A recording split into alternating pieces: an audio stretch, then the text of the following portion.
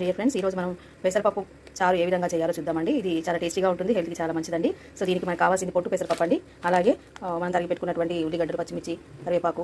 Next ఈ చారుకి కావాల్సిన ఒక నిమ్మకాయ అంత సైజులో చింతపండు తీసుకొని నానబెట్టించుకోవాలండి. ఈ పెసరపప్పుని కావాల్సిన కొలతతో మనం కుక్కర్లో వేసుకొని దాన్ని చక్కగా ఉడికించుకోవాలి. ఒక 4 విజిల్స్కి చాలా మెత్తగా ఉడుకుతుందండి.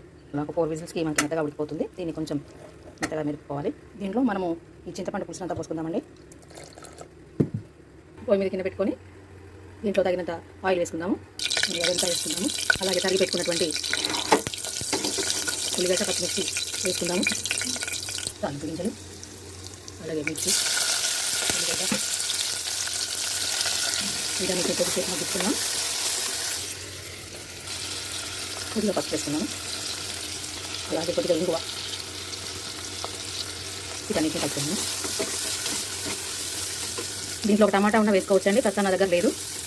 అలాగే కొద్దిగా కసూరి మేతి,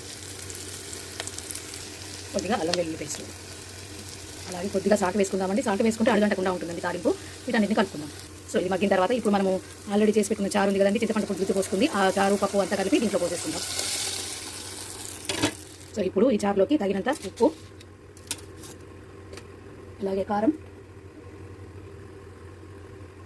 నెక్స్ట్ జీలకర్ర మెంతుల పొడి, అలాగే ధనియాల పొడి, ఇవన్నీ వేసి ఒక 5 మినిట్స్ మనం మరిగించుకోవాలి. ఇలా పొంగొచ్చిన తర్వాత ఒక 2 నిమిషాలు మసాలా పెట్టుకొని దింపేసుకుంటే సరిపోతుందండి.